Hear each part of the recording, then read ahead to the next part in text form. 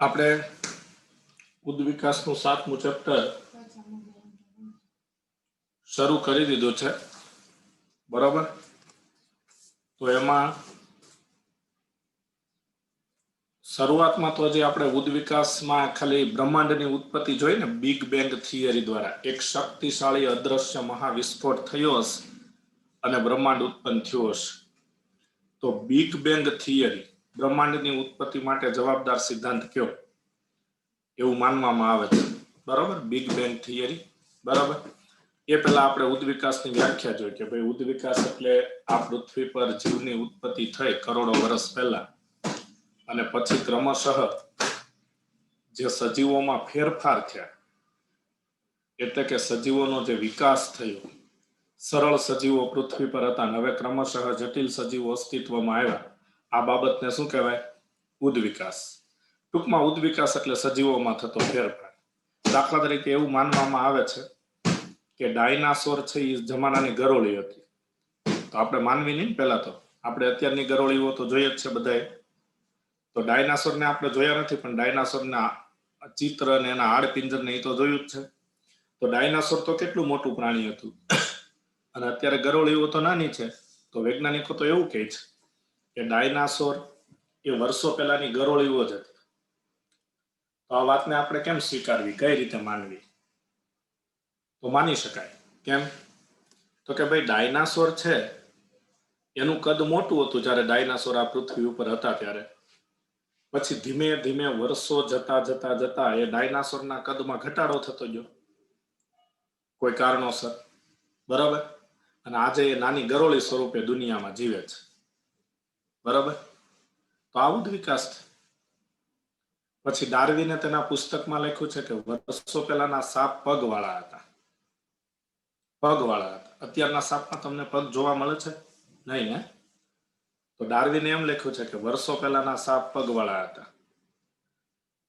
તો અત્યારે જે આપણે સાપ જોઈએ છીએ એમાં તો ક્યાંય પગ નથી, તો પગ અદ્રશ્ય થઈ ગયા, બરાબર? આ વાત સાચી છે એવું આપણે માની લઈએ તો પગ અદ્રશ્ય થઈ ગયા ને, બરાબર? તો પગ અદ્રશ્ય કેમ થઈ ગયા? તો કે ભાઈ સાચું હોય કે વર્ષો પહેલાના સાપને પગ હોય અને પછી કોઈ કારણોસર પગ સાપને કોઈ ખોરાક લેવામાં કે કોઈ પ્રક્રિયામાં નડતરરૂપ થતા હોય, બરાબર? એટલે ધીમે ધીમે પગના સાપના પગ અદ્રશ્ય થઈ ગયા, અને સાપના પગ અદ્રશ્ય થઈ ગયા એટલે કે ઉદ્વિકાસ થયો. આ એક ફેરફાર થયો. ફેરફારને ઉદ્વિકાસ જ કહેવાય. એટલે આજના જે સાપ છે એ પગ વગરના છે, બરાબર? તો આવી રીતે ઉદ્વિકાસ થાય એમ કે વર્ષો બાદ ક્રમશઃ પૃથ્વી પરના સજીવોનો જે વિકાસ થાય, વર્ષો બાદ સજીવોમાં જે ફેરફાર થાય, એ ફેરફારને બાયોલોજીમાં શું કહેવાય? ઉદ્વિકાસ. તો ઉદ્વિકાસમાં આપણે બ્રહ્માંડની ઉત્પત્તિ જોઈ લીધી. હવે ત્યાંથી આગળ વધીએ છીએ, બરાબર છે? તો હવે નેક્સ્ટ પોઈન્ટ આવે છે આપણો, બરાબર? લખો પૃથ્વીની ઉત્પત્તિ અને તેનો ઇતિહાસ. પૃથ્વીની ઉત્પત્તિ અને તેનો ઇતિહાસ.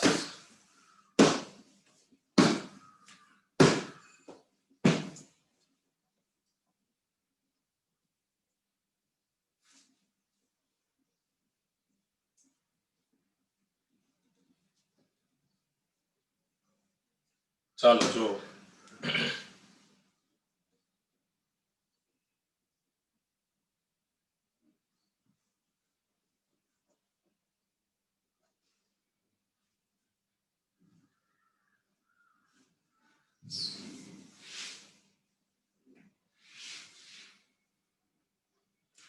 તો હવે પૃથ્વીની ઉત્પત્તિ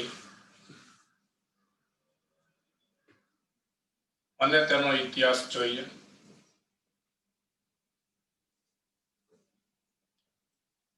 તો એક MCQ તો આનો બેઠો આવી ગયો.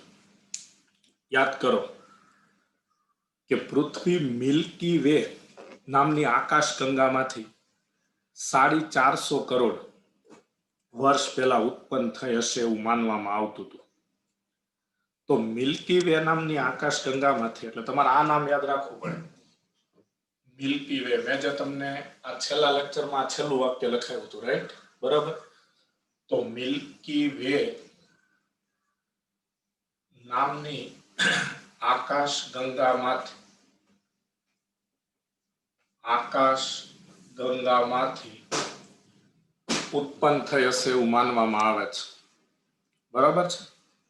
તો મિલ્કી વે નામની આકાશ ગંગામાંથી પૃથ્વી ઉત્પન્ન થઈ હશે એવું માનવામાં આવે છે. ક્લિયર? લખતા નહીં હજુ, પેલા આખો ટોપિક સમજાઈ દઉં છું. શરૂઆતમાં છે ને, શરૂઆતમાં એટલે જ્યારે પૃથ્વી ઉત્પન્ન થઈ ત્યારે એ ગરમ વાયુના ગોળા જેવી હતી. ગરમ વાયુના ગોળા જેવી હતી. એટલે આ પૃથ્વી, બરાબર? તો ખાલી પૃથ્વીમાં વાયુ જ હતા, ગરમ વરાળ જ હતી. પાણી કે ઘન પદાર્થ એવું કઈ હતું જ નહીં. એ બધું પછી બન્યું એમ. પાણી પછી ઘન પદાર્થ એટલે પૃથ્વીની જમીન એમ. બરાબર? તો પૃથ્વી પર પાણી અને જમીન પછી બન્યા. પણ પૃથ્વી જ્યારે ઉત્પન્ન થઈ 450 કરોડ વર્ષ પહેલા, ત્યારે કયા સ્વરૂપે હતી? ગરમ વાયુના ગોળા જેવી હતી. ગરમ વાયુના ગોળા જેવી હતી અને તેનું તાપમાન લગભગ 5000 ડિગ્રી સેલ્સિયસ હતું. બરાબર? તાપમાન 5000 ડિગ્રી સેલ્સિયસ હતું. તમે મને કહો કે પૃથ્વી જ્યારે ઉત્પન્ન થઈ અને ત્યારે આવી ગરમ વાયુના ગોળા જેવી હતી, એટલે એમ કે ધગધગતા ગોળા જેવી હતી એમ. એક બહુ ગરમ હતી, કારણ કે એનું તાપમાન જ 5000 ડિગ્રી સેલ્સિયસ હતું.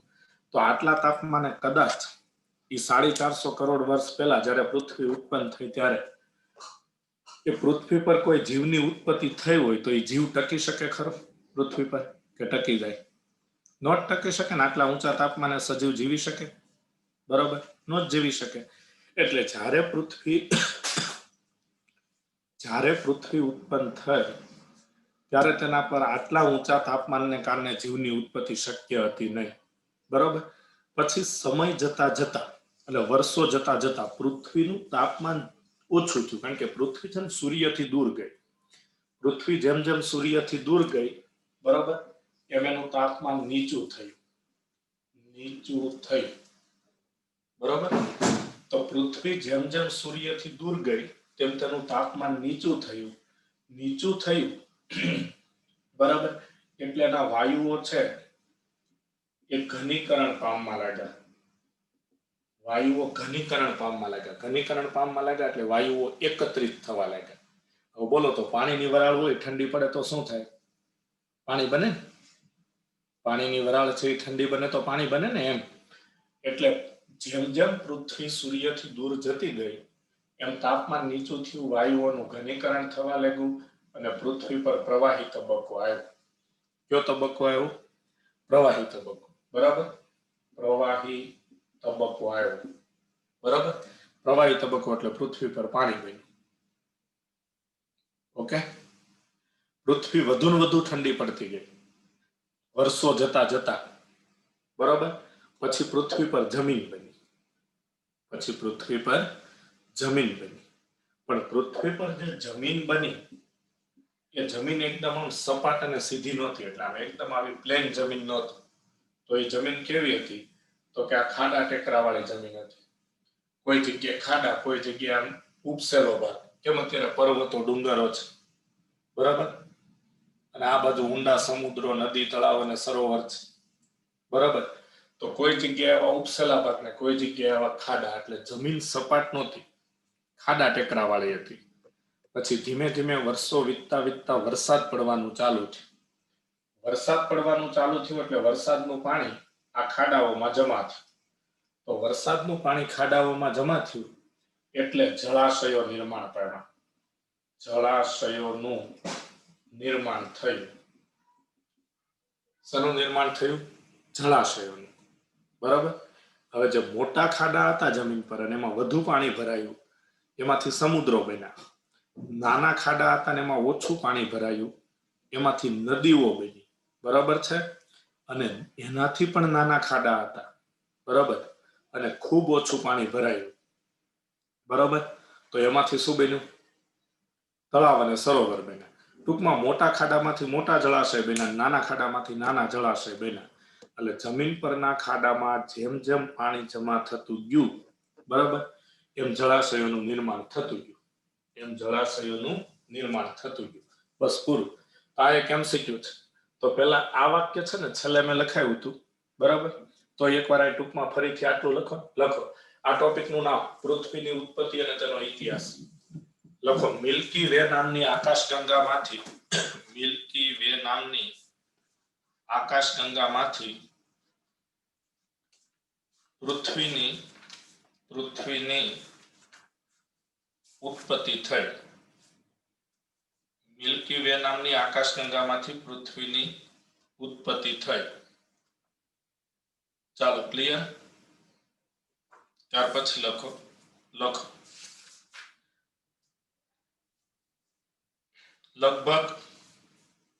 લગભગ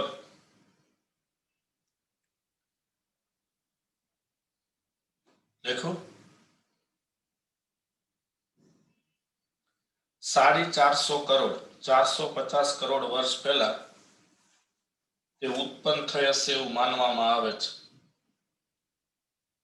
તે ઉત્પન્ન થઈ હશે એવું માનવામાં આવે છે.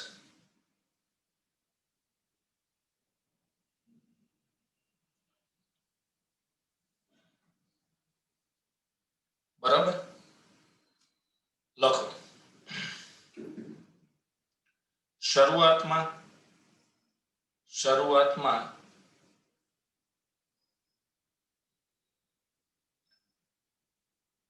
પૃથ્વી પર વાતાવરણ ન હતું.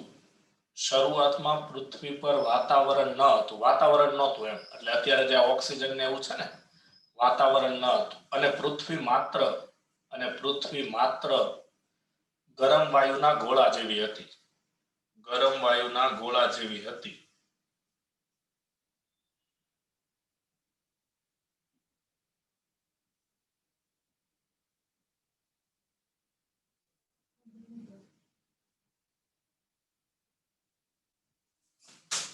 બરાબર? પછી લખો, પૃથ્વીનું તાપમાન 5000 ડિગ્રી સેલ્સિયસ હતું. 5000 ડિગ્રી સેલ્સિયસ હતું. એટલે જીવની ઉત્પત્તિ શક્ય ન હતી.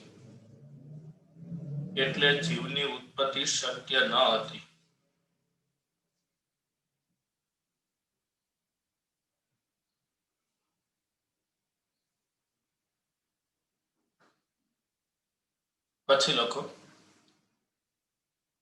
પૃથ્વીની સપાટી પર પાણીની વરાળ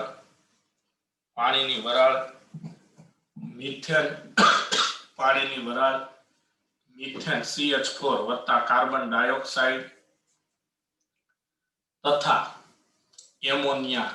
પાણીની વરાળ, મિથેન, કાર્બન ડાયોક્સાઇડ અને એમોનિયા. આ પાણીની વરાળ, મિથેન, કાર્બન ડાયોક્સાઇડ અને એમોનિયા, આ ચારેય શબ્દ ખાસ કામના છે.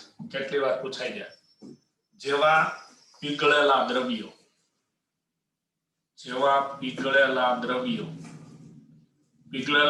એટલે કાઉન્સમાં લખવું હોય તો દ્રાવ્ય પદાર્થ પૃથ્વીની સપાટી પર જમા થતા ગયા. પૃથ્વીની સપાટી પર જમા થતા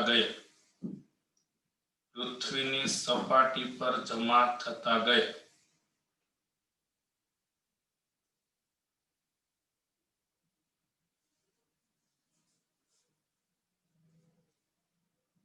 બરાબર? પછી લખો, સૂર્યમાંથી આવતા અલ્ટ્રાવાયોલેટ કિરણો.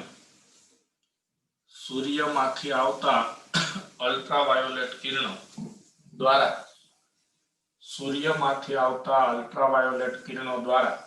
H2O, પછી આમ લખજો, ઓક્સિજન અને હાઇડ્રોજન. અને વાક્ય ન લખવું એમ. બરાબર?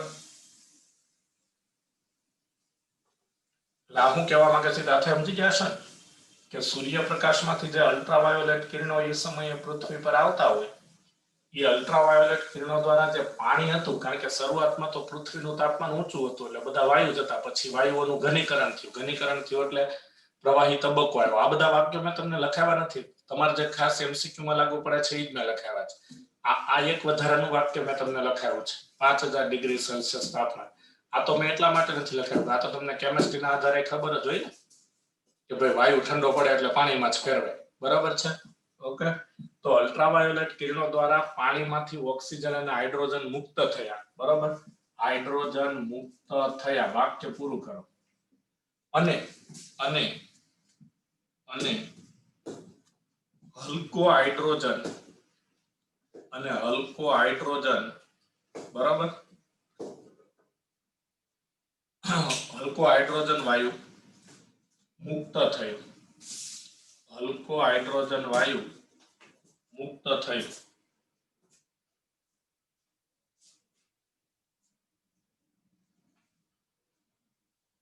હવે એક નોંધ લખો, આ વાક્ય ખાસ કામનું છે. નોંધ લખો, જો સાંભળો, નોંધ લખાવતા પહેલા હું તમને કહી દઉં, કેમેસ્ટ્રી ના આધારે આ વાક્ય આપણે સમજવાનું છે. જો કે તમને બધાને ખ્યાલ જ છે. જો કઈ રીતે સમજવાનું છે, બરાબર, એ તમને કહી દઉં. માંગુ ક્યાં દર્શ, તારો વિડીયો ઓફ થઈ ગયો છે. હાર્દિક કાચરિયા, તારો વિડીયો પણ ઓફ છે. માંગુ ક્યાં દર્શ અને કાચરિયા હાર્દિક, વિડીયો ઓન કરો. તો કહેવાનો મતલબ એ કે આ રીતે આ જુદા જુદા ઘટકો છે પૃથ્વીની સપાટી પર જમા થયા, પાણીની વરાળ, મિથેન, એમોનિયા અને કાર્બન ડાયોક્સાઇડ, બરોબર. એ 4 દ્રવ્યો પૃથ્વીની સપાટી પર જમા થયા, પછી અલ્ટ્રાવાયોલેટ કિરણો કે જે સૂર્યપ્રકાશમાંથી રોજ પૃથ્વી પર આવતા, એ અલ્ટ્રાવાયોલેટ કિરણો દ્વારા, બરોબર, આ પાણી જે હતું પૃથ્વી પર, એ પાણીમાંથી ઓક્સિજન અને હાઇડ્રોજન છૂટા પડ્યા અને હાઇડ્રોજન વાયુ મુક્ત થયો. હવે નોંધ એ લખવી છે કે અત્યારે આપણે બધા જાણીએ છીએ પૃથ્વી પર અત્યારનું જે વાતાવરણ છે એમાં ઓક્સિજન છે કે નહીં? અત્યારનું જે વાતાવરણ છે એમાં ઓક્સિજન છે ને, તો જ આપણે શ્વાસ લઈ શકતા હોઈએ ને, એમ, બરાબર. તો અત્યારના વાતાવરણમાં ઓક્સિજન છે, બરોબર. એટલે લખતા નહીં, એટલે હાલનું જે વર્તમાન વાતાવરણ છે ને, વર્તમાન વાતાવરણ, એ ઓક્સિડાઇઝિંગ કહેવાય. ઓક્સિડાઇઝિંગ કહેવાય. ઓક્સિડાઇઝિંગ એટલે ઓક્સિજન યુક્ત. એટલે આપણે લોકો શ્વાસ લઈ શકીએ, બધા પ્રાણીઓ શ્વાસ લઈ શકે અને હવામાંથી ઓક્સિજન મેળવી શકે અને ઓક્સિજન દ્વારા જરાક શ્વસન કરી શકે. પણ તમે જે વાત અત્યારે ભણી રહ્યા છો, આપણો જે ટોપિક પોઈન્ટ અત્યારે ચાલે છે, એ આ વર્તમાન સમયનો નથી. 450 કરોડ વર્ષ પહેલાની વાત છે, જ્યારે પૃથ્વી ઉત્પન્ન થઈ. રેડી? તો એ સમયના વાતાવરણમાં, પહેલા તો પૃથ્વી પર વાતાવરણ જ નહોતું, પછી વાતાવરણ બન્યું. રેડી? પણ એ સમયના વાતાવરણમાં ઓક્સિજન હતો જ નહીં, મુક્ત ઓક્સિજન હતો જ નહીં. જે ઓક્સિજન હતો એ ખાલી પાણીમાં હતો, H2O, પાણીમાં હતો ઓક્સિજન, એટલે પાણી સ્વરૂપે હતો, એમ.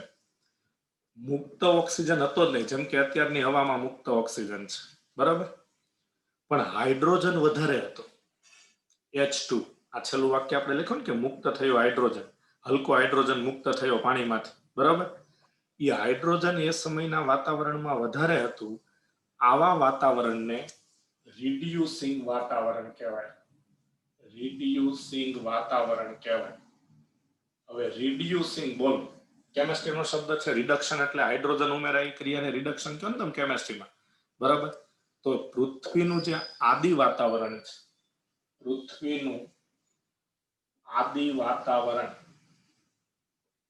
પૃથ્વીનું આદિ વાતાવરણ, આદિ વાતાવરણ એટલે એ સમય પહેલાનું વાતાવરણ, એટલે કરોડો વર્ષ પહેલાનું વાતાવરણ, એમ, જે આ વાત અત્યારે ચાલી રહી છે, બરોબર. તો એ આદિ વાતાવરણ રિડ્યુસિંગ હતું. મિયાણી બીચસી, પાણી પીવા જતી રહી, મિયાણી બીચસી પાણી પીવા જતી રહી. ઠીક, હા, બેઠી છે ને, ખાલી સોફો જ દેખાતો હતો, એમ. એટલે મેં કીધું હવે કેમેરો સરખો થયો, બરાબર. તો જો આદિ વાતાવરણ એટલે કે એ સમયનું વાતાવરણ એ રિડ્યુસિંગ હતું, કારણ કે એમાં ઓક્સિજન ન હતો, માત્ર હાઇડ્રોજન જ હતો, બરાબર. એટલે એ રિડ્યુસિંગ હતું. તો આ MCQ પૂછાઈ ગયો છે એકવાર. શા માટે પૃથ્વીનું આદિ વાતાવરણ રિડ્યુસિંગ હતું? કારણ કે પૃથ્વીના આદિ વાતાવરણમાં મુક્ત ઓક્સિજન ન હતો, પરંતુ હાઇડ્રોજનનું પ્રમાણ વધારે હતું. તેથી આવા વાતાવરણને રિડ્યુસિંગ વાતાવરણ. રિડ્યુસ એટલે ખબર ઇંગ્લિશમાં ઘટવું, એવો થાય. ટુ રિડ્યુસ એટલે ઘટવું, અંગ્રેજીનું ક્રિયાપદ છે.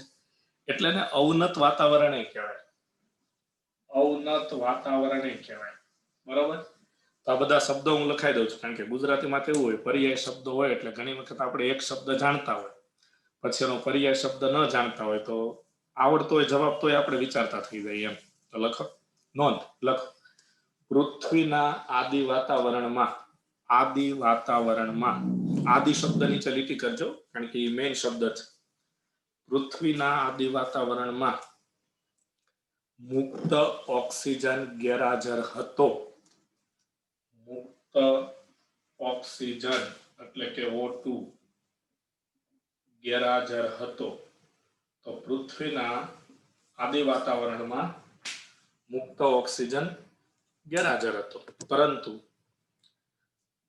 તે આદિ વાતાવરણમાં હાઇડ્રોજન એટલે H2 નું પ્રમાણ વધુ હતું. પરંતુ તે વાતાવરણમાં H2 નું પ્રમાણ વધુ હતું.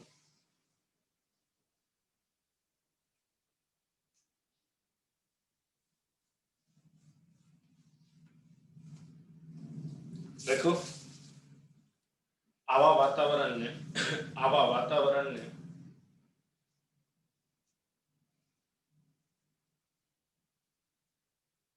રિડ્યુસિંગ વાતાવરણ કહેવાય છે. આવા વાતાવરણને રિડ્યુસિંગ વાતાવરણ કહેવાય છે.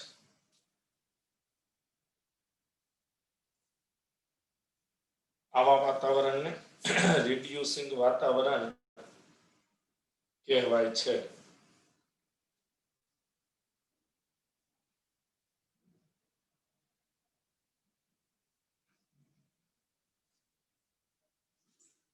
બરાબર. તો એક MCQ મેળવાય, શા માટે પૃથ્વીનું આદિ વાતાવરણ રિડ્યુસિંગ હતું? રિડ્યુસિંગ વાતાવરણ કહેવાય છે. પછી એ રિડ્યુસિંગ વાતાવરણ કહેવાય છે ને કાઉન્સમાં આ શબ્દ લખી લેજો, અવનત વાતાવરણ. અવનત વાતાવરણ, કદાચ આવો શબ્દ વાપરે. આ ચેપ્ટરમાં એક જગ્યાએ આ શબ્દ લખેલો છે કે પૃથ્વીનું આદિ વાતાવરણ અવનત વાતાવરણ હતું. તો અત્યારથી તમને ખબર પડી જાય. બરાબર, ઓકે. ચાલો, હવે મેં તમને એક વાક્ય એવું સમજાવ્યું. તો આટલા મુદ્દા જોઈ લીધા. જો આ મુદ્દા બહુ તમે જે અત્યારે લખો છો ને સમજો છો ને એમ જ યાદ રાખજો, કારણ કે આમાં MCQ થિયરી જેવું આવે. આમાં બહુ બેઠો MCQ ન આવે આ શરૂઆતના ટોપિકમાં, કારણ કે આ સ્ટોરી ગણાય ને, કાલ્પનિક સ્ટોરી કહેવાય ને એમ. બરાબર, ઓકે. હવે પૃથ્વીનું શરૂઆતનું તાપમાન 5000 ડિગ્રી સેલ્સિયસ હતું. પછી તાપમાન એટલું ને એટલું રહ્યું કે વર્ષો બાદ પૃથ્વી ઠંડી પડી ગઈ. પડી જોઈ તો જ આપણે અત્યારે જીવી શકતા હોય ને. બરાબર. એટલે જેમ જેમ પૃથ્વી સૂર્યથી દૂર ગઈ તેમ ઠંડી પડતી ગઈ. બરાબર છે. ઠંડી પડતી ગઈ એટલે એનું તાપમાન ઘટતું ગયું. તાપમાન ઘટતું ગયું એટલે એમાં પહેલા પાણી બન્યું, એટલે પ્રવાહી તબક્કો આવ્યો. પછી જમીન બની. તો બધું તમને સમજાવી દીધું. પછી શું થયું? તો કે જમીનમાં વરસાદનું પાણી જમા થયું એટલે જળાશયો બન્યા, સમુદ્ર, નદી, તળાવ, સરોવર. અને એ જળાશયોની અંદર જે તમે હમણાં 4 નામ આપ્યા, કયા કયા 4 નામ? પાણીની વરાળ, મિથેન, કાર્બન ડાયોક્સાઇડ ને એમોનિયા, એવા દ્રવ્યો જમા થયા. એ બધા દ્રવ્યો જમા થયા એટલે જીવની ઉત્પત્તિ થઈ શકે એવા સંજોગો ઊભા થયા. જીવની ઉત્પત્તિ થઈ શકે એવા સંજોગો ઊભા થયા. તો 2-3 પોઈન્ટમાં આ બધું લખી નાખશો. લખો. ત્યારબાદ પૃથ્વી પર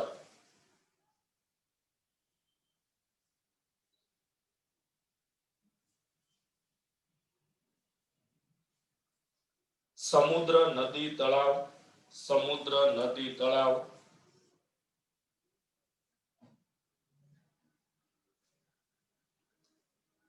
વગેરે જેવા જળાશયોનું નિર્માણ થયું. આ જળાશયોના પાણીમાં મિથેન CH4 લખજો, એમોનિયા CO2 વગેરે પદાર્થો દ્રાવ્ય થયા.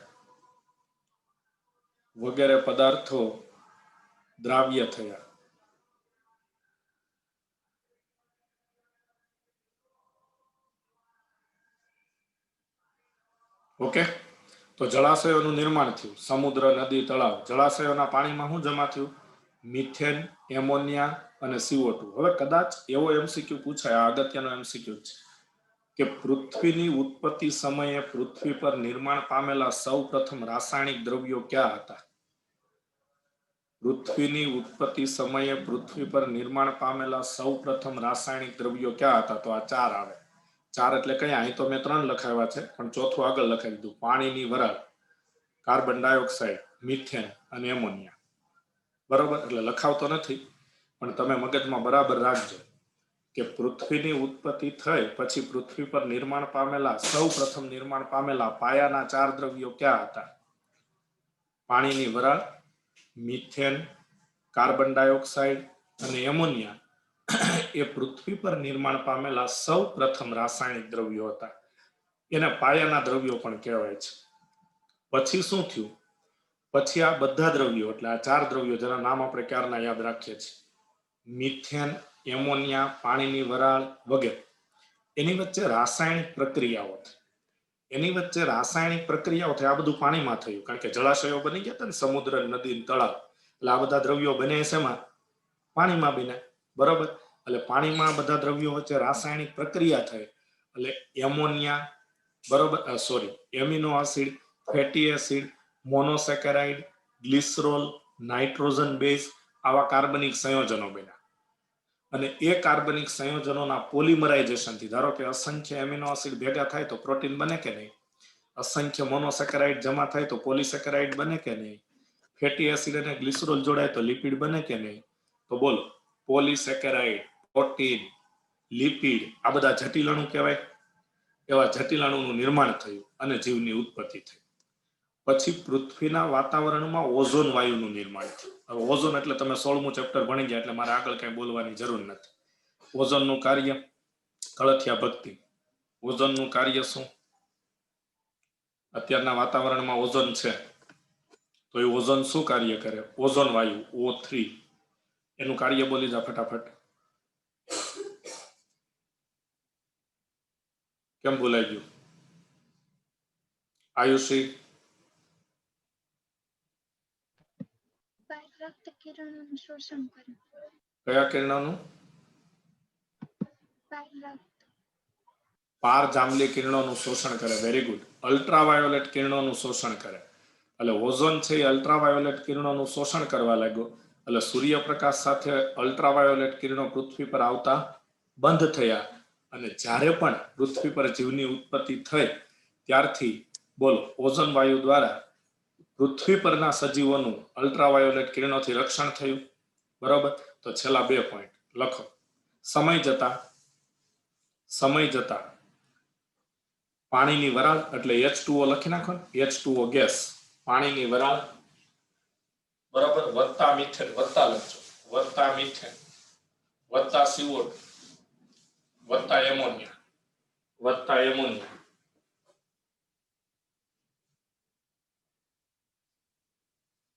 વચ્ચે રાસાયણિક પ્રક્રિયાઓ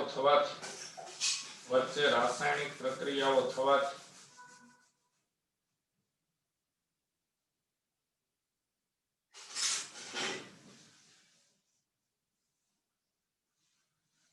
લખો.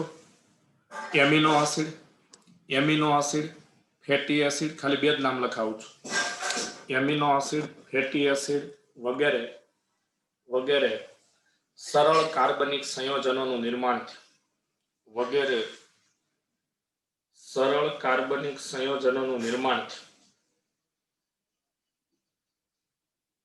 ત્યારબાદ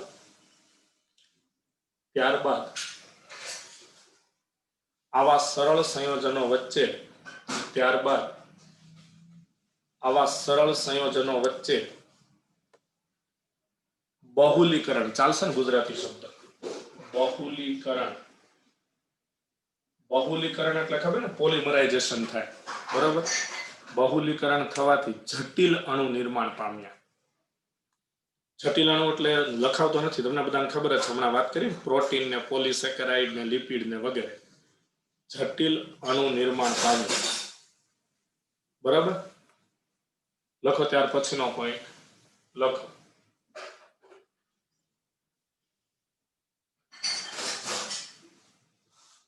ઓઝોન સ્તરનું નિર્માણ થયું. ઓઝોન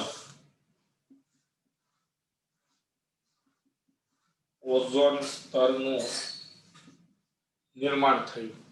બરાબર.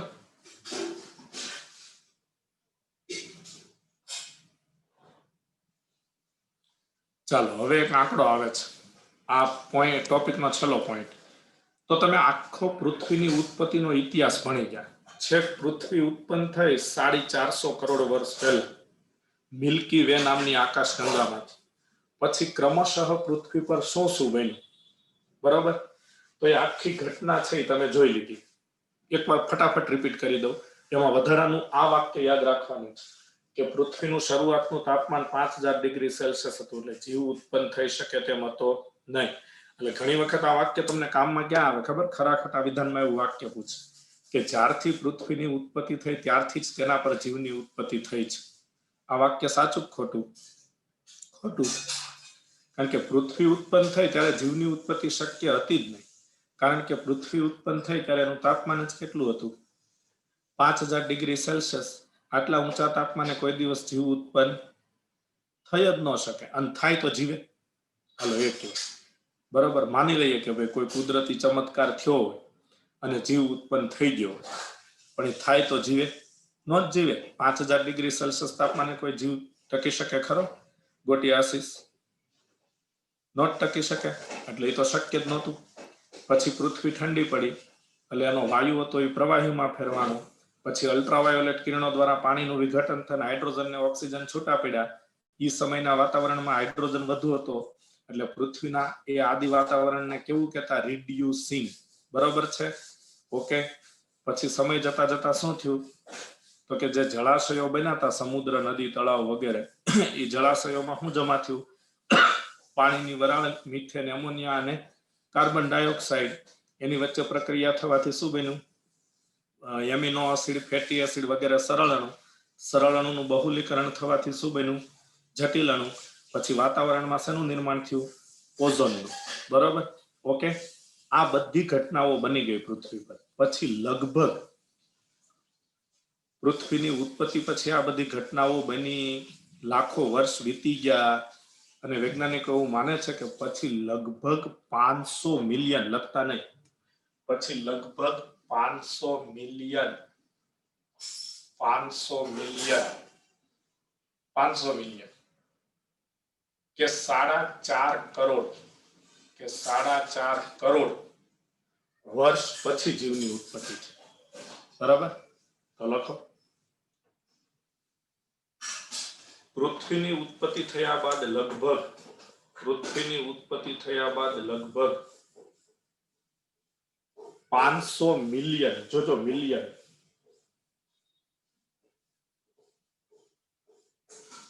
વર્ષ પછી, 500 મિલિયન વર્ષ પછી પ્રથમ જીવ ઉત્પન્ન થયો હશે. પ્રથમ જીવ, પહેલો જીવ, પ્રથમ જીવ ઉત્પન્ન થયો હશે એવું માનવામાં આવે છે. અથવા પ્રથમ જીવ ઉત્પન્ન થયો હશે એવું માનવામાં આવે છે. અથવા લગભગ 4 બિલિયન, અરે 4.5 કરોડ ને, 4 બિલિયન એટલે 400 કરોડ, લગભગ 4 બિલિયન, કાઉન્સમાં લખવું હોય તો 400 કરોડ, 4 બિલિયન અથવા 400 કરોડ. 1 બિલિયન એટલે ખબર ને 1 અબજ, અને 1 અબજ એટલે 100 કરોડ. બરોબર. એટલે 4 બિલિયન એટલે 400 કરોડ થાય ને, 4 અબજ એમ. બરોબર. લખું 4 બિલિયન વર્ષ પહેલા જીવની ઉત્પત્તિ થઈ હશે. વર્ષ પહેલા જીવની ઉત્પત્તિ થઈ હશે. બરાબર. ચાલો તો પૃથ્વીની ઉત્પત્તિનો ઇતિહાસ એ પૂરો. કાલે બ્રહ્માંડની ઉત્પત્તિ જોઈ. બ્રહ્માંડમાં આજે પૃથ્વીની ઉત્પત્તિ જોઈ લીધી. અને પૃથ્વી ખબર ને બ્રહ્માંડનો એક અંશ માત્ર છે. કારણ કે બ્રહ્માંડ તો અતિ વિશાળ છે, એમાં પૃથ્વી એક અંશ માત્ર છે. પૃથ્વી એ બ્રહ્માંડનો એક ગ્રહ છે. બરાબર. અને બ્રહ્માંડનો એક અંશ, નાનો અંશ છે. બરાબર. ઓકે. તો અહીંયા આપણે જીવની ઉત્પત્તિનો ટોપિક સમજતા બે મોટા ટોપિક પૂરા કરી દીધા, જેમાં બિગ બેંગ થિયરી આ શબ્દ ખાસ કામનો છે. આજના ટોપિકમાં આંકડાકીય માહિતી કે કેટલા વર્ષ પહેલા પૃથ્વીની ઉત્પત્તિ થઈ, બરોબર છે, તો કે મિલ્કી વે નામની આકાશગંગામાંથી બરોબર પૃથ્વીની ઉત્પત્તિ થઈ, અને કેટલા વર્ષ પહેલા પૃથ્વીની ઉત્પત્તિ થઈ, 4.5 બિલિયન એટલે કે 450 કરોડ વર્ષ પહેલા, બરોબર. ઓકે, પછી પૃથ્વી ઉત્પન્ન થયા બાદ તેના પર જીવની ઉત્પત્તિ ક્યારે થઈ? 500 મિલિયન અથવા 4 બિલિયન વર્ષ પહેલા. કેટલાક વૈજ્ઞાનિકો એવું માને છે કે 500 મિલિયન એટલે 500 કરોડ થયો, બરાબર. અને કેટલાક વૈજ્ઞાનિકો એવું માને છે 4 બિલિયન એટલે કે 400 કરોડ વર્ષ પહેલા જીવની ઉત્પત્તિ થઈ હશે, બરાબર. આ આંકડાકીય માહિતી. પેલો એમસીક્યુ બહુ અગત્યનો.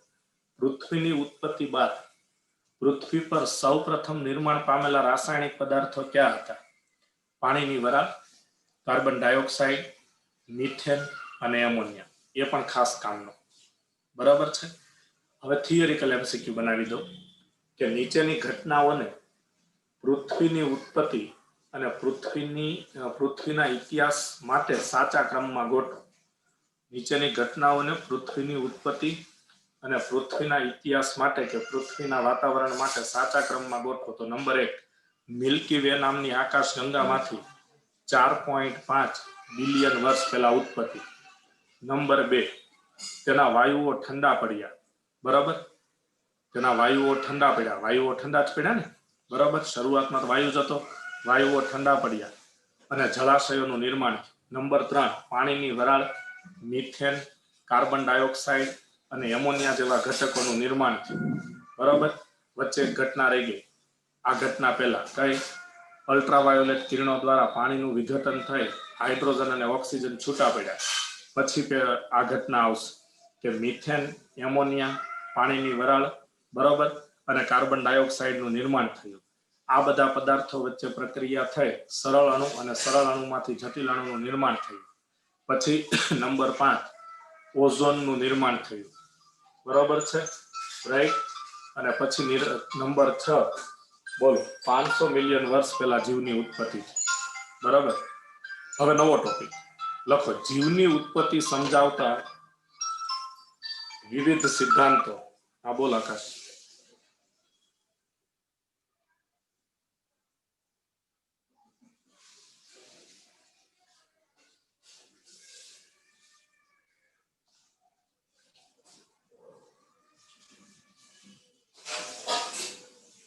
લેક્ચર ના 5 મિનિટની વાત છે. કેમ?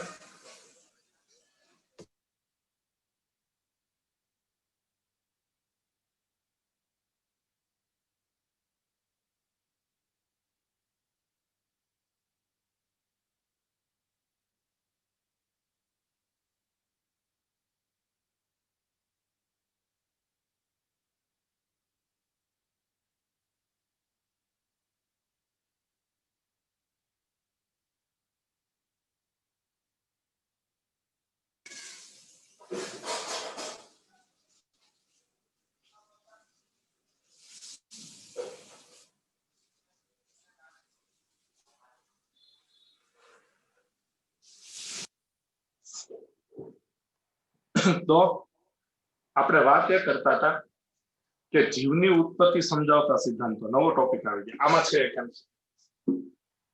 આમાં જો જે હું તમને કહું કે આ એમસીક્યુ છે એ જ તમારે ફોકસ કરવાનું, થિયરી પર નહીં જવાનું. આમે બોર્ડની પરીક્ષામાં ટૂંકનોંધ આવે તો ટૂંકનોંધ તો કદાચ તમને 3 વાક્યો યાદ રહી ગયા હોય, બીજા 2 તમારા ઉમેરી દો તોય કોઈ જોવાનું નથી, કારણ અડધું સાચું લખ્યું છે અડધું ખોટું લખ્યું છે. કારણ કે અંદાજિત માર્ક્સ આવવાના જ છે, બરાબર.